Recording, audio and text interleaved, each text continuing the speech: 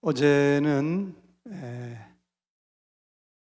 사랑의 십자가라는 제목으로 예수님께서 십자가에서 어머니 마리아를 향하여 여자여 아들입니다. 그리고 요한을 향해서 내 어머니라고, 어머니가 잘 모시라고. 그래서 이렇게 사랑의 십자가, 얼마나 마음이 따뜻하시고 세심하시고 사랑이 많으신가, 그런 내용을 가지고 같이 우리가 말씀을 나눴습니다. 네 번째 말씀이 혹시 뭔가 기억하세요? 엘리 엘리 라마 사박다니, 하나님이여 어찌하여 나를 버리시나이까. 예수님은 하나님을 부르실 때 성경에서 항상 아버지라고 부르셨어요. 아버지라고. 근데 여기에서만 하나님이라고 하는 공식적인 존칭을 이렇게 쓰시는 것을 볼 수가 있어요. 이때는 인간의 모든 죄를 짊어지고 심판받는, 하나님이 없는, 하나님의 부재, 하나님이 없는 사람이 얼마나 절망적인가를 대표적으로 이렇게 표현하고 있는 말씀이라고 생각이 돼요. 그리고 이제 다섯 번째 말씀이 내가 목마르다. 육체적인 고통을 표현하는 것이기도 하지만, 예수님이 목만 마르시겠어요? 못이 여기 손에 박혔는데 발하고 어깨고 팔이고 얼마나 아프겠어요? 근데 왜 유독 목마르다고 하셨을까? 하나님이 없는, 하나님의 심판을 받는 사람들은 육체적인 갈증도 있지만은 영적인 갈증이 더 심해요, 사실은. 예수님께서 누구든지 목마르거든 내게 와서 마셔라. 그래서 하나님이 없는 사람들이 얼마나 정신적으로 영적으로 갈증 가운데, 너무너무 갈증이 심하니까 여기저기에 중독되고 쾌락을 쫓아다니고 그런 걸 볼 수가 있거든요. 그런 측면에서 저는 묵상할 때 큰 은혜가 됐습니다. 오늘 묵상할 말씀은 여섯 번째인데요. 뭐라고 했죠? 다 이루었다. 아람어로 테텔레스타이, 다 이루었다. 잠시 후에 우리가 묵상해 보고요. 마지막 일곱 번째가 바로 뭐예요? 아버지여 내 영혼을 받으소서. 참, 우리가 죽는다는 것이 무엇인가?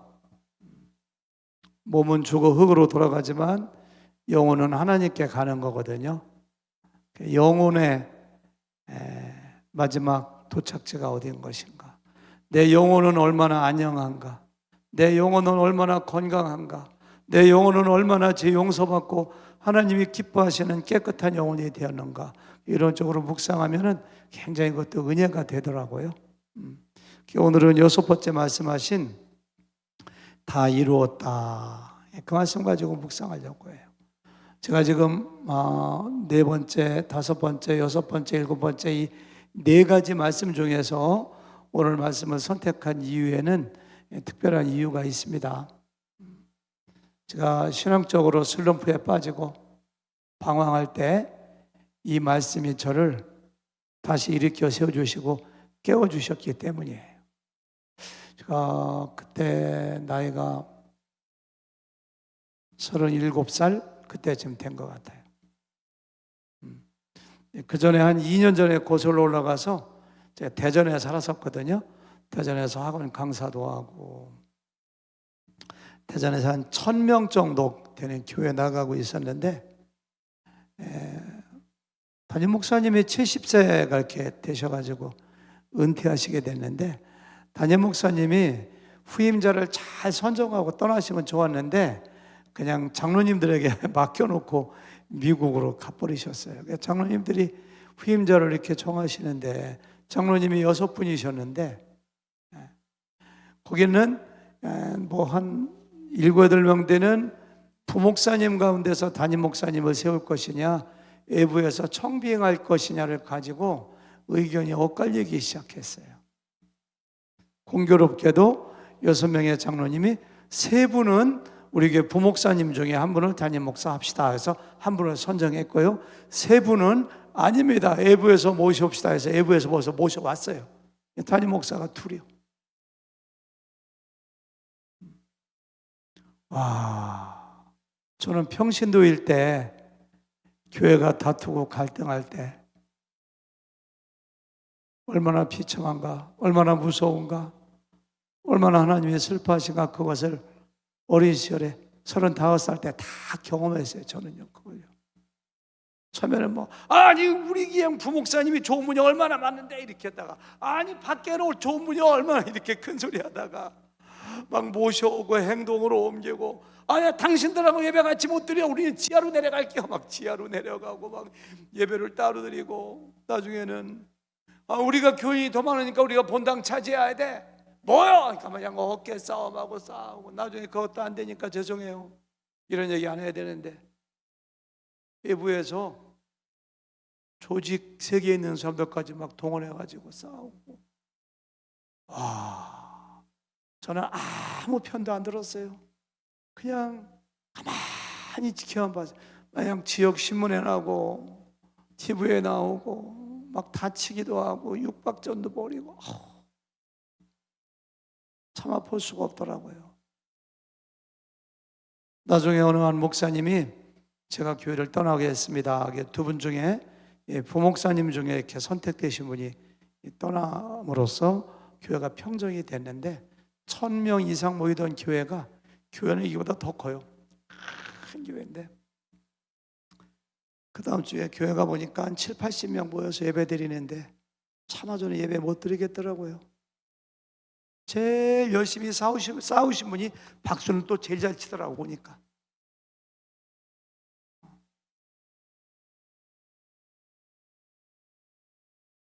예수님 닮아가는 것이 신앙이라면서요. 참아야 된다면서, 때리면 맞아야 된다면서 설교는 그렇게 해놓으시고, 그렇게 교권 다툼으로 싸우시고, 날이면 날마다 성경 보고 기도하시고 설교하시고 전도하시는 목사님, 장로님들이 저렇게 하면은 나 같은 평신도는 소망이 없더라고요. 교회 못 나가겠더라고요. 저 시험 받았어요 그때. 저는 대학생 선교회 CCC에서 훈련을 잘 받은 사람이거든요. 굉장히 열심히 전도했어요. 대학교 때 제가 얼마나 금식 기도도 많이 하고 뜨거웠는지 몰라요. 그런데요, 그런 모습을 보고 나니까 시험이 들어가지고 교회를 못 나가겠더라고요. 교회 안 나갔어요 그때. 제 아내도 마찬가지예요. 2년 동안 교회 못 나가겠더라고요. 저는 안티 크리스천 됐어요. 맨날같이 신앙생활하던 친구들이, 야 인준아, 너 왜 그래 그러면, 야 너나 잘 믿어.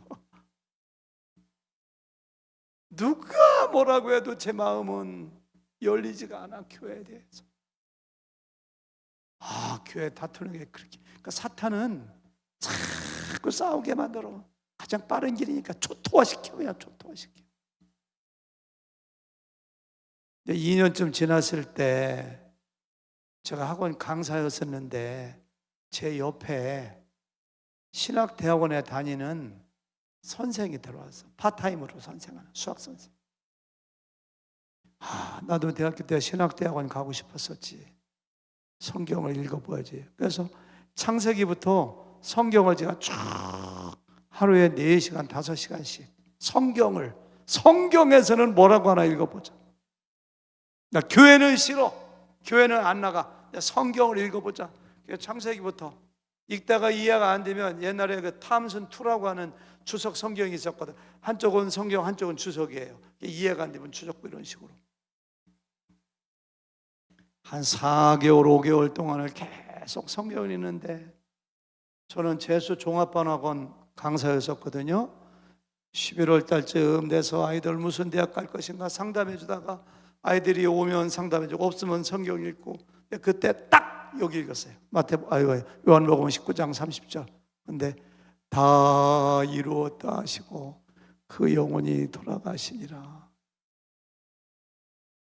선생님들 의자 놓고 책상 놓고 쭉 상담하고 있었어요. 한 12명 정도가 상담실에서. 학생들 오면 원서 어디 있을 것인가.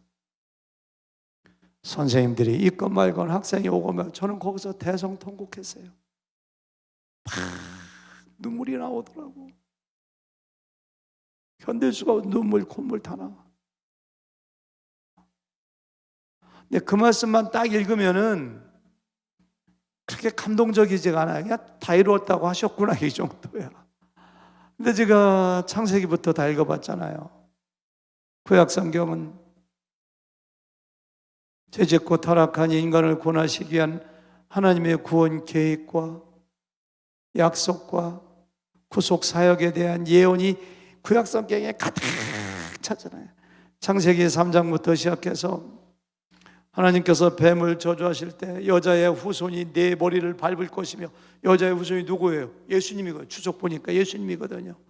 네가 여자의 후손의 발을, 그걸 원시 복음이라고, 십자가를 벗어 거기서부터 예언하신 거예요. 그 다음에 출애굽기 민수기 넘어가면 그냥 제사, 제도가 나오잖아요. 제사가 뭐예요?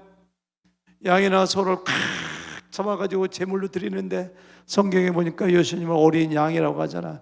예수님이 우리를 위하여 십자가에 죽으실 것을 미리 제사 제도를 통해서 우리에게 말씀하시는 거거든요.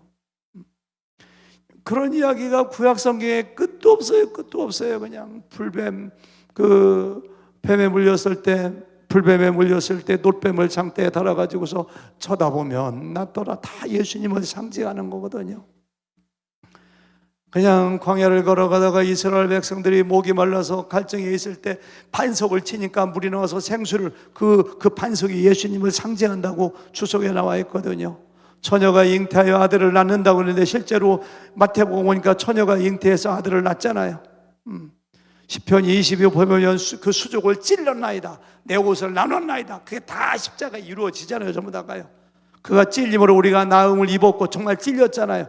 그런 걸 다 구약에서 예언한 거, 설명하고 약속하게 다 이루어지는 거 다 읽다가 마지막 순간에 예수님께서 돌아가시기 전에 내가 다 이루었다 하시는데, 그 말씀이, 인규라, 내가 너를 구원하기 위하여 창세기부터 수천 년 동안 약속을 이루어가며 이렇게 계획하고 약속하고 선지자 보내고 예수님 보내고 십자가에서 너를 위해서 죽노라, 이렇게 감동으로 밀려오는데, 와, 그 감동은 사도 바울이 다메섹에서 꾸꾸라진 것만큼은 아니어도 제가 그때 어떻게 감당할 수가 없더라고요. 감당할 수가 없어요.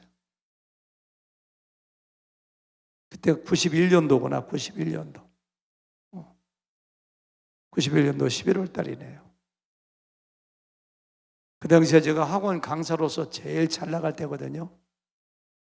단과하려고 그냥 강의 딱 가면 학생들이 250명씩 그냥 큰 강의실에, 게다가 2만 원씩 냈어요. 그럼 500만 원이요. 반은 내가 가지고 반은 원. 그런 강의를 그냥 하루에 4개씩 해.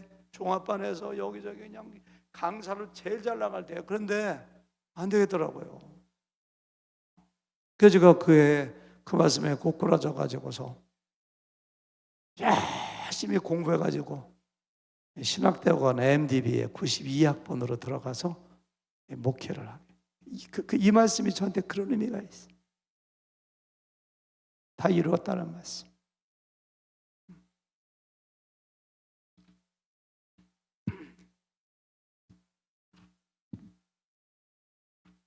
진도 많이 나갔네요.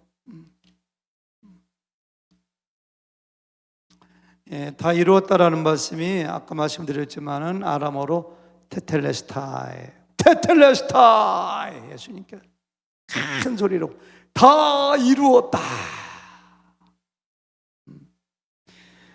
예수님 당시에 이 단어가 3가지 의미로 쓰였다고 해요.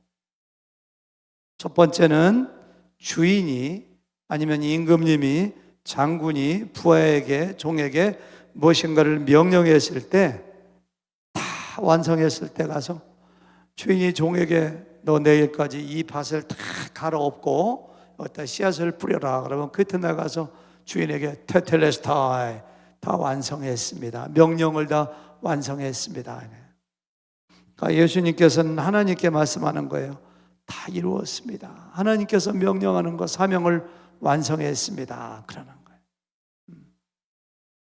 요한복음 4장에 보면 예수님께서 우물가에 있는 사마리아 여인에게 찾아가서 복음을 전거합니다. 복음을 증거할 때 제자들이 동네에 들어가서 예수님의 먹을 양식을 구해옵니다. 선생님, 음식 드세요. 그러니까 나에게 먹을 것이 따로 있다. 그러니까 누가 이분에게, 우리 예수님에게 먹을 걸 갖다 줬나? 그래요. 그러니까 예수님이 그때 하신 말씀이 요한복음 4장 34절 다 같이 시작. 예수께서 이르시되 내 양식은 나를 보내신 이의 뜻을 행하며 그의 일을 온전히 이루는 이것이니라. 내 양식은 하나님의 뜻을 이루는 거야. 이 말은 두 가지로 해석할 수가 있는데요. 내가 지금 밥을 먹는 것보다 하나님께서 나에게 명령하신 이 여인에게 복음을 증거하여 구원하는 것이 더 시급해, 이런 뜻일 수가 있고요. 또 한 가지는 내가 하루에 3번 날마다 밥 먹는 것처럼 나는 한 번도 하나님께서 나에게 맡겨주신 사명을 잊은 적이 없어. 하나님의 뜻을 이루는 것이 나의 밥 먹는 것처럼 소중해. 이렇게. 예수님은 그런 분이에요.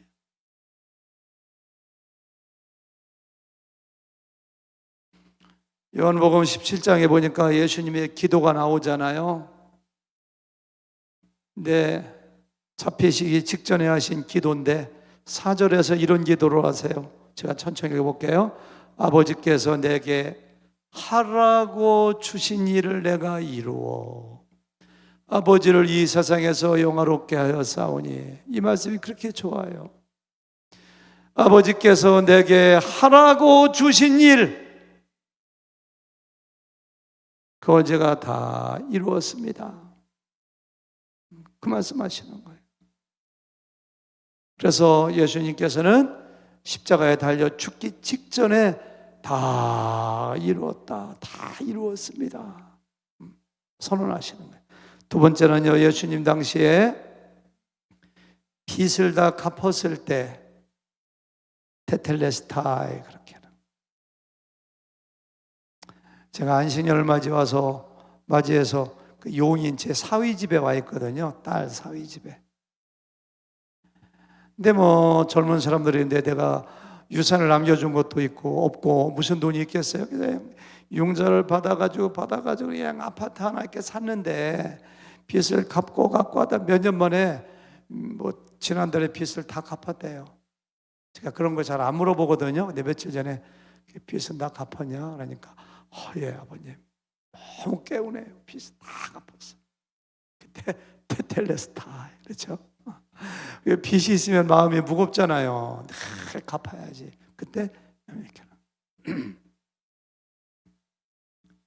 지금이야 빚을 못 갚으면 기켜봤자 집 날라가고 그냥 뭐 뱅크럽시 뭐 파산 받으면 되지만, 예수님 당시에는 빚을 갚지 못하면은 감옥에 가고 노예로 팔리는 거예요. 인생 끝나는 거예요. 굉장히 심각한. 그때 빚을 다 갚았다. 우리 한국에 있으니까 잘 모르지만요, 제가 미국에 오래 살아보니까 지금부터 한 60년, 70년 전만 하더라도 노예 제도의 잔재가 남아있어가지고 흑인들에 대한 차별이 굉장히 심했다고 해요. 제가 있던 텍사스가 남쪽이거든요.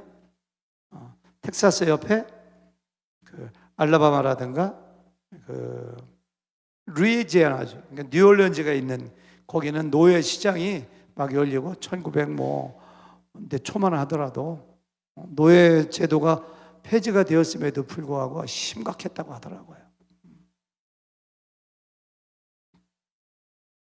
어떤 백인 할아버지가 뉴올리언즈 노예 시장 옆을 지나가다 이렇게 보니까 어떤 백인 주인이 아들, 딸, 그러니까 노예 부부가 아들, 딸을 낳으면은 소나 양을 갖다 파는 것처럼 마음대로 팔 수가 있는 거거든, 노예 시장에. 그래서 노예 어린 소년, 소녀를 팔러 나온 거예요. 그러니까 노예 엄마, 아버지 나와는 막 울어. 그냥 우리하고, 그렇지, 똑같이 우리하고 가면. 그게 노예로 팔려가는 거니까. 그러니까 그걸 보고 너무 마음이 아프니까 돈이 많이 있는 백인 남자가 저 노예들을 내가 돈 주고 사가지고 해방시켜야 되겠다. 노예 하나가 노동력, 평생 동안 노동력이니까 얼마나 비싸겠어요. 지금의 뭐 옛날 농촌에서 소 한 마리보다 더 비싼 어마어마한 값어치죠. 그런데 그러니까 자기 재산을 다 이것저것 준비해도 다 안 돼. 그래서 여기서 돈 빌리고 뭐 해서 그 내 엄마, 아버지, 아들, 딸 노예를 다 사요. 돈 주고 다 사가지고서 마지막 돈을 다 갚았을 때 다 갚았습니다. 됐죠? 그때 뭐예요? 테텔레스타이 라고서 그 노예를 산 다음에 감사합니다. 우리 헤어지지 않는 거죠? 아니에요. 헤어지지 않는 게 아니라 당신들은 지금부터 해방입니다. 자유자가 되었습니다. 해방입니다. 해방. 그때 그 노예 엄마, 아버지, 아들, 딸이 얼마나 기뻐하겠어요. 와, 나는 해방이다. 해방. 그게 바로 예수님께서 우리의 죄값을 십자가에서 다 갚으시고 테텔레스타이, 내가 모든 세상 사람들의 죄의 값을 그걸 갖다가 구속이라고 하잖아요. 구할 구, 구하는 거예요. 구할 구, 그 다음에 살속, 이렇게 돈을 주고서 구하는 거예요. 속량, 영어로 리뎀션 하면 리딤, 한번 읽어볼까요? 로마서 3장 23, 24절 다 같이 시작. 모든 사람이 죄를 범하였음에 하나님의 영광에 이르지 못하더니 그리스도 예수 안에 있는 속량으로 말미암아, 속량, 피값으로 우리를 사주신 속량, 리뎀션, 영어로 리뎀션으로 말미암아 하나님의 은혜로 값없이 의롭다 하심을 얻은 자 되었느냐. 옛날에는 사탄 마귀의 노예였었죠. 죄를 지시키는 대로, 가라는 대로, 세상 욕심을 따라서, 육체 욕심을 따라서 마음대로 살던 우리를 예수님께서 십자가에서 피값으로 속량하시고 의롭다 하시고 자유인으로 우리를 자유인이 되었거든요. 하나님 안에서 이게 만들어 주신 거예요. 그 당시에 테텔레스타의 세 번째 의미는요, 예술가들이 작품을 완성했을 때 테텔레스타, 작품 완성하기가 얼마나 어려워요. 하나 예를 들어 볼까요? 미켈란젤로가 그 시스티나 성당의 천장에, 저도 아직 안 가봤어요, 로마에. 근데 거기 가보면 그냥 천장에 어마어마하게 천지창조 그림을 그렸잖아요. 저 그림을. 와, 근데 미켈란젤로 이게 화판에 그리는 것도 아니고 벽에 그리는 것도 아니고 까마득한 천장에 그리는 거야. 거기다 이렇게 탑을 쌓고서 거기 누워가지고, 고개 누워가지고 14년 동안을 밤낮으로 그렸다고 해요. 그걸 다 완성하고 났을 때 목하고 어깨 병이 나가지고 고생을 많이 했다고 해요. 그냥 4년 동안을 다 그렸을 때 테텔레스타 이렇게 하는 거거든요. 예수님께서 어떤 예술품을 완성하셨는가? 구속 사역을 완성하신 거예요. 구속 사역을. 천국에 가는 고속도로, 모든 사람이 예수님 믿기만 하면 멸망치 않고 하나님의 아들 되어 천국 갈 수 있는 그 길을 완성하신 분이 예수님. 다 완성했다. 잘 아시잖아요. 1970년도에 경부 고속도로가 완성됐잖아요. 박정희 대통령이 1967년에 독일에 갔다가 아우토반 고속도로를 왔다 갔다 몇 번 타본 다음에, 야, 우리나라에도 이런 고속도로를 만들면 좋겠다. 그 당시에 국민들이, 야당들이 얼마나 반대를 했어요. 그거 만들지 말라고. 근데 그냥 박정희 대통령이 얼마나 줄기차게 밀어붙였는지 2년 10개월 동안 완성해가지고, 제가 70년도에 중학교 2학년이었는가, 제가 살던 동네에서 한 12km 떨어진데 걸어가서 그 구경을 다 했어요. 산에 올라가서 한참을 쳐다봤네. 그 완성되고 나서 한국이 얼마나 물류가 막 이동되고 막 그냥 일일권 생활이 막 되니까 한국이 고속도로에 힘을 입어서 굉장히 발달되었다고 했잖아요. 마찬가지예요. 예수님께서 십자가에 죽으시기 전까지는 천국에 갈 수 있는 방법이 없었어요. 천국에 가는 길이 없었어요. 있기는 있었지. 율법을 다 지켜야 돼요. 죄가 하나도 없어야 돼요. 그런 사람이 어디 있어요? 모든 사람이 다 죄를 범했는데, 근데 예수님께서 십자가의 죽으심으로 말미암아 누구든지 그것을 믿기만 하면, 오직 믿음, 그렇죠? 믿기만 하면 멸망하지 않고 천국에 갈 수 있으니 할렐루야. 예수님께서 그것을 다 완성해 주신 거예요. 완성해 주신 거예요. 믿음이 좋은 어떤 사람이 자기 친구가 직업이 목수인데 목수한테 복음을 증거했대요. 여보게 친구, 예수님 믿어. 예수님 믿으면 구원받아. 다른 거 할 것도 없어. 그냥 믿기만 하면 돼. 그러니까 목수가 세상에 믿는다고 구원받는 게 어디 있나. 내가 선한 일을 해야지. 아무리 존대도 안 되니까 한 가지 방법을 썼어요. 목수한테 가서 나 식탁 좀 하나 좀 만들어줄게. 그래서 한 달이고 두 달이고 저 식탁을 잘 만들어 배달해 왔어요. 내 친구가 보는 가운데 전도한 친구가 톱을 가지고 식탁의 다리를 자르기 시작해요. 자네 왜 그래? 그러니까 마음에 안 들어. 잘라야 되겠어. 너무 길어. 아니야 이게 맞아. 그러니까 자네가 지금 바로 내가 하고 있는 그런 일을 하고 있는 거야. 뭔 얘기야? 그러니까 예수님께서 이미 구원의 길을 다 완성했는데 왜 자네가 다시 구원의 길을 만들려고 하는가? 여러분, 예수님이도 구원받는다는 기독교의 세상의 모든 종교는 사람들이 예수님이 완성하신 데다가 새로운 것을 덧붙이거나 빼려고 하는 것. 예수님의 완성, 테텔레스타이 다 완성하셨는데 왜 사람이 다시 만들려고 해요? 세상의 모든 종교가 그런 거예요. 제가 오래전 일인데 보셨는지 모르겠어요. 유튜브에 아직 나와 있더라고. 저기 어떤 분이 차마고도라고 하는 그저 무슨 테이프를 갖다 줘서 그걸 다 봤어요. 와, 저 그거 보고 아내하고 울었어요. 티베트에 있는 불교 신자들이 구원을 받기 위해서 한 3천리나 되나? 거기를 6개월 동안 삼보일배라고 하나? 이렇게 한 번 절하고 세 걸음 걸어가고 한 번 걸어가고 뒤에서 그냥 니아카에다가 이것저것 음식을 싣고 따라온 사람이 있고 삼보일배로 하는 거예요. 그냥 여기다가 그냥 고무 가죽을 대면 며칠 있으면 다 날라가 떨어지고 또 자고 수야하면 돼 차고 그냥 6개월을 하는데 사람이 그래서 왜 하느냐니까 구원받기 위해서 한대요. 막 달려가고 싶더라고 티베트로다가.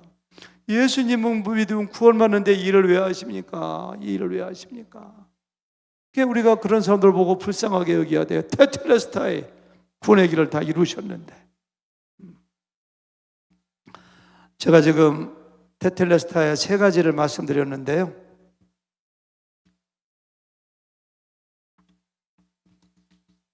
이 세 가지를 정리해 보면은 한마디로 얘기해서 예수님께서는 하나님께서 맡겨주신 사명을 다 이루었다는 거예요. 주인이 종에게 명령한 거 이뤘다는 것이고요. 예술품 완성했다는 것이고요. 빚을 다 갚았다는 것이고요. 예수님은 사명을 다 이루신 거예요. 사명을. 예수님은 세상에 오실 때부터 하나님이 나에게 맡겨진 사명이 무엇인가 그걸 생각하셨어요. 잘 아시잖아요. 마가복음 10장 45절 다 같이 인자가 온 것은 마가복음 10장 45절 제가 읽을게요. 인자가 온 것은 섬김을 받으려함이 아니라 그다음 뭐예요? 도리어 섬기려 하고 자기 목숨을 많은 사람의 대속물로 주려 함이니라. 예수님은 그거예요. 내가 세상에 왜 왔는가? 하나님이 왜 보내셨는가? 세상 사람들을 섬기기 위해서, 세상 사람들을 구하기 위해서, 내 목숨을 대속물로 주기 위해서. 예수님은 그것만 생각하시고 그것을 이루기 위해서 한순간도 자기의 사명을 잊어버리신 분이 아니라는 거예요. 그걸 꼭 기억하셔야 돼요. 사랑하는 성도 여러분, 꼭 기억하셔야 돼요. 예수님만 사명 가지고 왔는가요? 아니에요. 사명 없이 세상에 태어난 사람은 한 사람도 없습니다. 하나님은 모든 사람들에게 사명을 주셨어. 에베소 2장 10절에 보니까 우리는 그의 만드신 바라 예수 그리스도 안에서 선한 일을 위하여 우리를 지으셨다고. 선한 일을 위하여 우리를 구원하셨다고. 선한 일을 위하여 세상에 보내셨다고. 그러니까 누구든지 간에 사명을 가지고 우리는 세상에 온 사람들이에요. 여러분들 꼭 기억하셔야 됩니다. 누가 행복한 사람인가? 누가 성공한 인생을 살았는가? 사명을 다 이룬 사람, 자기의 사명을 깨닫고 자기의 사명을 다 이룬 사람이 성공한 사람이고 행복한 사람이에요. 아멘? 한번 아멘 하셔야죠. 아멘. 네. 제가 목회할 때 어떤 분이 저에게 책을 갖다 주시더라고요. 목사님, 이 책 좀 읽어보세요. 우리 형부가 쓴 책이에요. 그 책에 나오더라고요. 돈을 많이 벌었어요. 성공하신 분이에요. 그래서 일찌감치 뉴질랜드로 이민을 가셨대요. 여기 뉴질랜드로 이민 가셔가지고서 그냥 날마다 그냥 골프장 옆에 그냥 이렇게 막 시냇물이 흘러가는데 거기에 그냥 그 셀몬이 뭐죠? 예? 연어가 막 그냥 막 가고 뭐 그냥 막 사과밭이 있고 그냥 그림 같은 집을 지어놓고 아내하고 골프 치고 운동한 너무너무 행복하더라. 너무너무 행복해. 그런데 한 6개월 지나가니까 갑자기 그 친구로부터 편지가 안 오더래요. 그래서 왜 편지 안 오니? 너 무슨 일이 어디 아프니라니까 아니야, 내가 이게 뭐 하는 짓인가, 맨날 콩만 갖다 그냥 치고 이게 뭐 하는 짓인가, 그냥 마음이 너무 허전해. 그게 뭐 하는 짓인가, 회의가 되기 시작했어. 한국에 다시 가서 뭔가 해야 되겠어. 다시 돌아온다고 하는 얘기가 거기 쓰여져 있더라고요. 이 사람이 그런 거예요. 여러분, 매일 놀고 먹고 편하고 엔조이하면 행복할 것 같죠? 안 그래요. 하나님 우리를 창조할 때 그러한 존재로 창조하지 않았어요. 여러분, 자기의 사명을 깨닫고 사명을 이루고 사명을 위해서 열심히 노력할 때 그 사람이 행복해요. 행복해요.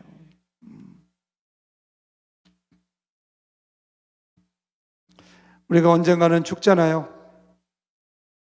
의사가 이제 운명하셨습니다. 그 얘기를 듣는다고 하더라고요. 전 안 죽어봐서 모르는데 그렇다고 하더라고요. 근데 그때 내가 죽는구나 라고 할 때 하나님께서 주신 사명을 다 이루었다, 여한이 없어. 그러면 그 사람은 성공한 거예요. 그때 힘이 없어서 의식이 없어서 말을 못하지만 예수님처럼 주님 다 이루었습니다 이렇게 생각할 수 있다면 그게 성공한 인생이에요. 그때를 위해서 우리는 살아야 돼요. 어제 목사님 잠깐 기도에 인도하시면서 본 해퍼 이야기 하시더라고요. 잘 알잖아요. 이분은 독일의 목사입니다. 나치 시대에 미국으로 이민 가가지고 미국에서 목회일이 길이 열리고 할 일이 많아요. 그 교수도 하고 할 일이 엄청나게 하고 잘 나가는 목사입니다.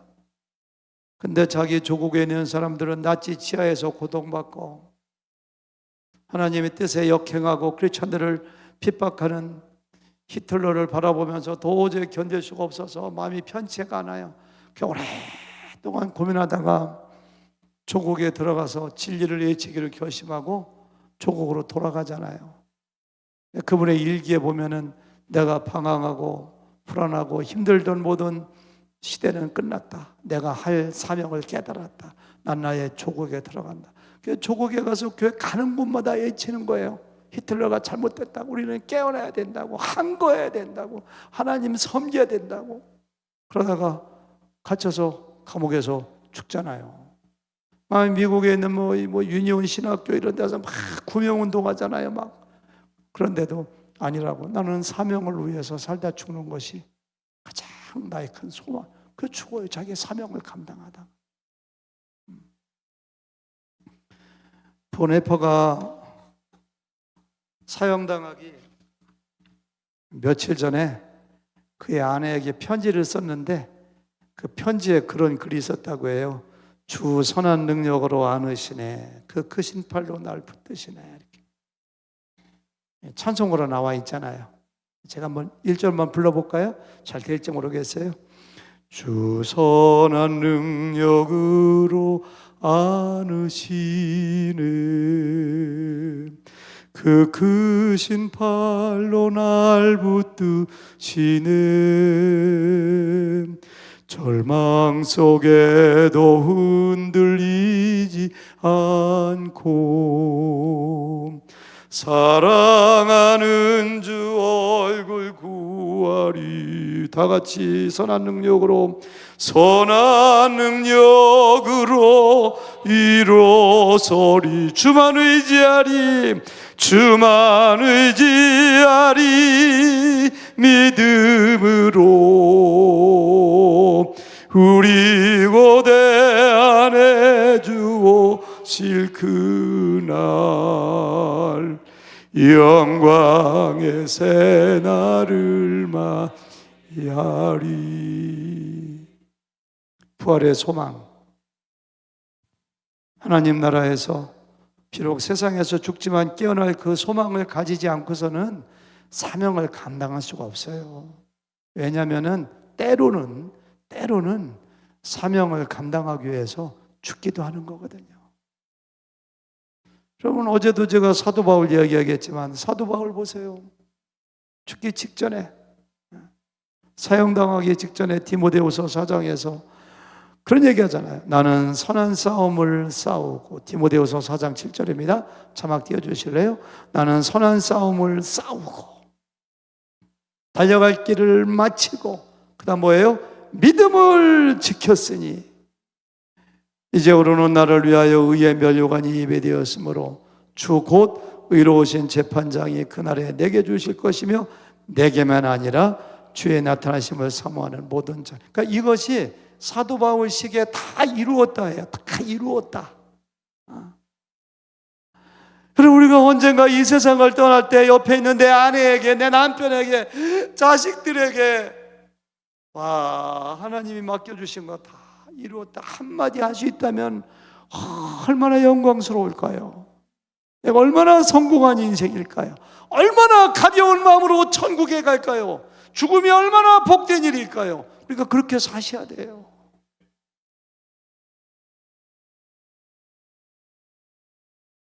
저는요, 두 교회 목회했거든요. 첫 번째 목회한 교회 21년 동안 목회하고 2020년도 12월 27일 날 은퇴 예배 드리는데 유튜브에 다 나와 있어요. 제 이름 지금 나올지 몰라요. 얼마나 울었는지 몰라요. 저는 그냥 눈물이 그렇게 나더라고. 고별사 하는데 왜 울는 줄 아세요? 너무 기뻐가지고 이 교회에서 하나님께서 나에게 맡겨주신 사명을 다 감당했구나. 여러분, 쉬운 목회가 어디 있나요? 다 어려워요. 저도 목회 위기가 여러 번 있었어요. 다음 주에는 내가 목회를 그만둬야 되겠다, 더 이상 못하겠다, 이럴 때도 있었고, 아내하고 둘이 손 붙들고 울면서 울었던 적이 얼마나 많은가요? 우리 남 목사님, 목회가 쉽지 않아요. 쉬운 목회가 없어요. 김 목사님 아시겠죠? 쉽지 않아요. 근데 그 사명을 다 감당하고 막 은퇴하는데 막 눈물이 나. 하나님, 제가 사명을 완성했군요. 사명을 이뤘군요. 이 교회에서 하라고 한 일 제가 다 했어요. 그렇게 기쁘더라고. 샌안토니오 가서도 마찬가지예요. 2년 목회하고 교회를 세워놓고 새로운 사역자 세워놓고 나오는데도 그렇게 감사하더라고요.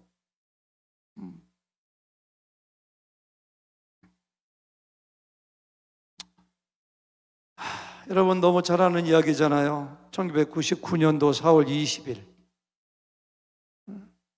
캐시 버넬이라고 하는 여학생, 17살밖에 안 돼. 불량 여자였었어요. 불량 중학생, 고등학생. 마약 하는데 쫓아다니고 춤추는 데 다니고 막 주술한. 근데 그 어머니가 기도하고 그래서 수련회 갔다가 예수님 만나가지고 변화되어가지고 날마다 기도하고 찬양하고 변화되어 17살밖에 안 됐는데 그 미션 스쿨 좋은 사립학, 미국에는 사립학교가 수업료가 굉장히 비싸요. 막 1년에 4만 불, 막 3만 불, 2만 불 막 그렇게 돼요. 예, 전도학교에서 공립학교로 옮겨요. 컬럼바인 고등학교. 근데 히틀러를 따르는 나치당 같은 사람들이 히틀러 생일날 4월 20일 날 총 2개를 가지고 그냥 그 컬럼바인 자기 고등학교 가서 그냥 막 난사해가지고 학생 12명, 선생님 1명이 죽잖아요. 근데 죽이는 대상이 크리스찬만. 내가 캐시 버널이라는 여학생이 도서관에 가서 책상 밑에 딱 숨어 있었거든. 막 숨으라고 막 총소리 나니까. 근데 그 아이가 가서 총을 딱 머리에 대면서 너 하나님 믿니? Yes, I believe in God. 그래, 나 하나님 믿어. 팡팡! 그래서 현장에서 즉사했잖아요. 내가 어머니가 딸에 대한 책을 냈어요. 책 혹시 사진 찍은 거 있으면 보여주시면 좋을 것 같아요. 그 여학생 얼굴도 나올 텐데. 뭐 구글이라든가 보면 다 나와. 캐시 버넬에서 나오네. 이 여학생. 그 책도 그 어머니가 쓴 책. 그 딸이 예수님 믿고 나서 친구들하고 주고받은 편지 이런 거 일기 같은 걸 다 모아가지고 책을 냈는데 한때 베스트셀러였었어요. 근데 그 책을 읽어보면은 저 여학생 나는 오늘 마르틴 킹 루터 목사님이 쓴 글을 읽었다. 세상에서 가장 행복한 사람은 자기의 사명을 깨닫고 자기의 사명을 위해서 죽은 사람이다. 나도 내가 사랑하고 나를 구원하신 예수님을 위해서 죽었으면 좋겠다. 막 이런 거 글 썼거든요. 그 순간에 너 하나님 믿어? No 하면 사는 거거든요. 근데 Yes, I believe in God. 팡! 그래서 책 제목이 뭐냐면은 20세기의 마지막 순교자. 미국에서요 캐시 버넬 붐이 일어났어요. 국기 개양대 앞에서 그 기도회가 중고등학생들이 기도회가 얼마나 많이 일어나고 우리도 캐시 버넬을 따라가서 하나님 영광 위에 살자고 플로리다에서 막 2,500명이 막 회심해서 돌아오기도 하고 한 소녀의 순교를 통해서 그 여학생에게 주어진 사명이에요. 사명. 아니 뭐 17살에 죽었지만 뭐 한 50년 더 살아서 뭐 하려고. 더 살면 사명 때문에 사는 거지. 그 사명이야, 사명.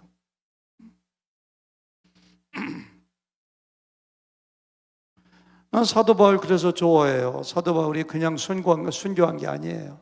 사도행전 20장 24절 같이 한번 읽어볼까요? 다 같이 시작. 내가 달려갈 길과 주 예수께 받은 사명 곧 하나님의 은혜의 복음을 증거하는 일을 마치려면 나의 생명조차 조금도 귀한 것으로 여기지 않는다고. 그러니까요, 나에게 주어진 사명을 이루기 위해서는요, 내가 죽으면 죽으리라, 사명을 위해서는 죽으리라 라는 생각을 가질 때만이 사명을, 사명 이룬다고 다 죽는 거 아니에요. 저와 여러분들이 뭐 사명 이룬다고 죽나? 아니지, 그렇죠? 근데 그런 생각을 가질 때만이 사명을 이룰 수가 있어요.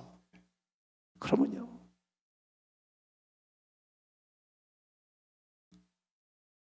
목사님 5분만 더 할게요. 시간이 좀 됐네요. 제가 첫날 조금 얘기했었는데요, 2020년도 은퇴하기 3개월 전에 친구 목사한테 전화가 왔어요. 오 목사, 나 7년 동안 암을 앓고 왔는데, 항암 치료했는데 더 이상 못하겠어. 이제 항암 치료 중단할 거야. 하나님이 부르실 것 같아. 하나님이 부르면은 우리 교회 좀 맡아줘. 교회도 유언 남기셨더라고. 그러니까 내가 뭐 나는 은퇴하면은 다른 일 하려고 했었거든요. 근데 뭐 다른 거 생각할 것도 없어. 그냥 하나님의 뜻이 알았어. 그러고서 그 친구가 제가 은퇴도 하기 전에 하나님 나라로 가셨어요. 그 친구가. 그래서 저는 새로운 목사님이 와 계셨기 때문에 거기서 여기서 부산까지 거리예요. 5시간 거리. 샌안토니오까지 주일마다 가서 말씀을 전하는데요, 먼저 세상 떠났기 때문에 와, 그 담임 목사님이 6년 동안 7년 동안 항암 치료 받으면서 제대로 목회하지 못하고 설교하지 못하니까 너무너무 귀한 목사님, 교회를 개척해서 250명까지 잘 세운 목사님인데, 제가 막상 가보니까 교회가 세 파, 네 파 갈라져서 막 싸우고, 제가 오는 것도 막 반대하고 그냥. 교회 싸우면 무서워요. 제가 가서 막 설교하면 그냥 막 욕도 하고, 설교 끝나고 사무실에 있으면 저한테 막 나가라고 막 소리 지르고. 와, 제가 만약에 직업이라면, 사업이라면, 돈 벌러 가는 거라면 거기 가겠어요? 안 가겠어요? 안 가죠. 뭐 살아가면 많이 줘, 싸우는 교회에서. 제가 이런 생각 들더라고요. 하나님, 제가 그 교회 가지 않으면 교회가 풍지박산 없어지고 맙니다. 친구의 유언 따라 제가 그 교회를 반드시 세우겠습니다. 제 사명입니다. 근데 제가 가서 돌에 맞아 죽으면 죽더라도 저는 가겠습니다. 그냥 토요일 날 그 교회 5시간 차 몰고 가려면 막 체할 것 같아. 그냥 환영해 주는 커녕 저를 막 핍박하고 욕하고 막 힘들게 하는데, 그냥. 근데 저는 결심을 했어요. 하나님, 주님의 핏값으로 세운 이 교회를 제가 반드시 건강하게 저를 도와주세요. 제가 돌에 맞아 순교하더라도 가겠습니다. 그러고 그냥 은퇴하자마자 이삿짐 싣고서 그냥 12월 27일 날 내려갔잖아요. 사명은 그런 거예요. 가가지고 피를 토하는 심정으로 말씀 전거하고, 그리고 열심으로 기도하고, 그들 제자 훈련시키고, 교회가 무엇인가를 얘기하고, 그러고 새로운 지도자를 세우고 막 그렇게 하니까 와, 기적이 일어났어요. 1년 동안에 교회가 평정이 싹 되더라고요. 교회가 기적이에요, 기적. 제 힘으로 하는 게 아니에요. 하나님이 하시는 거예요. 죽기를 각오하니까 그게 되더라고요. 집사님도 새롭게 세워서 집사 훈련시키고, 제자 훈련시키고, 교회론에 대해서 얘기하고 막 훈련시키고 하니까 되더라고요. 1년 전이니까 목사님 우리 교회 5년 더 계셔주면 안 돼요? 근데 제 사명은 거기까지지 뭐. 그래서 제가 목회했던 교회에서 주일학교 담당하던 목사님 모시라고 해서 또 잘 훈련시켜서, 여러분들 아마 들어가 보나요? 샌안토니오 한마음 침례교회가 나와요. 그래서 저는 거기서 2년 3개월 동안 목회하고 사명을 완수하고 이렇게 떠나왔어요. 얼마나 감사한지요. 그게 사명이에요, 사명. 죽기를 각오하고, 여러분들 큰 사명, 작은 사명이 따로 없어요. 여러분들에게 주어진 사명이 무엇인가를 꼭 발견하셔야 돼요. 사명은 내가 좋아서 하는 거 아닙니다. 저도 거기 가기 싫었어요, 샌안토니오에. 내 하나님이 가라고 명령하시니까 가서 죽더라도 가는 거예요. 사도 바울은 예루살렘에 가고 싶었겠어요? 죽는 길인데, 잡히는 길인데. 근데 가는 거예요, 가는 거예요. 하나님의 사명은 그렇게 엄중한 거예요. 여러분들 열심히 사업하는 것도 사명일 수가 있어요. 자녀를 잘 키우는 것도 사명일 수가 있어요. 여러분들 교회에서 꼭 설교하고 목회하는 것만 사명이 아니에요. 안내하시는 분도 제가 오늘도 팍 할게. 어서 오세요. 맨날 똑같아. 그것도 사명은 사명. 교회 청소하는 건 사명이 아닌가요? 제가 며칠 전에 제가 목회하던 하늘교회 성도님 만났다고 했잖아요. 저한테 그런 얘기가 하다. 목사님이실 때 그 노인 2분 그때도 청소하셨나요? 그러면요. 토요일마다, 미국은 교회가 커요. 터가 거기 3에이커니까 3,600평 잔디밭도 있고요. 거기는 미국은 땅이 넓잖아요. 거기를 토요일 날만 되면은 80 넘은 두 노인이 휴지 같은 게 얼마나 많아, 그냥 3시간씩 그분들 80 넘어요. 지금도 그 일 하세요. 그분의 사명이지, 사명.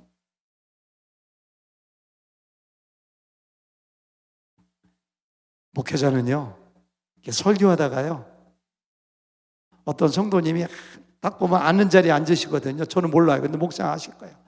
그 자리에 항상 앉아서 설교 듣고 아멘, 아멘. 그것도 사명이지. 그럼요. 목사님 그런 분 보면 힘나시죠, 그렇죠?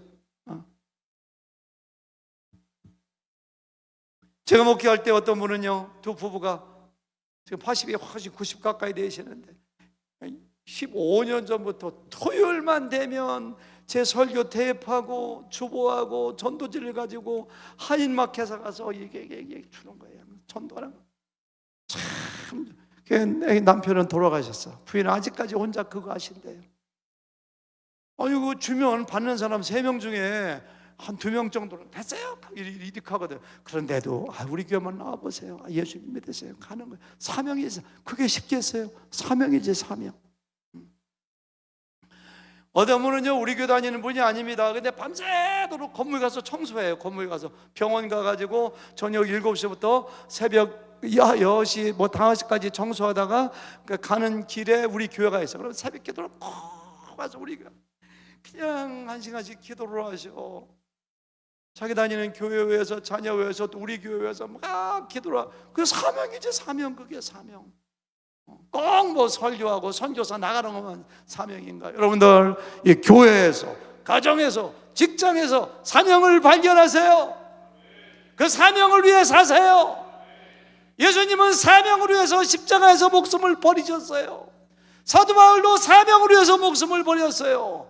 여러분들도 그 사명을 붙잡고 인생을 살 때에 예수님의 발자취를 따라가는 거예요. 그게 성공하는 인생이에요. 그게 행복한 인생이에요. 이번 고난주간을 맞이해서 여러분들의 사명을 발견하시고 그 사명을 따라가는 여러분, 그러면 행복합니다.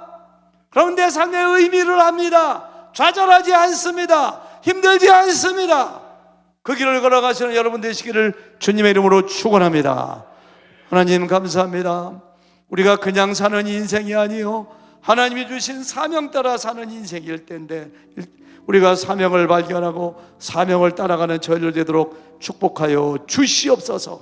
한 사람도 헛된 인생 살지 않도록 축복하여 주시옵소서. 예수님의 이름으로 기도합니다. 아멘.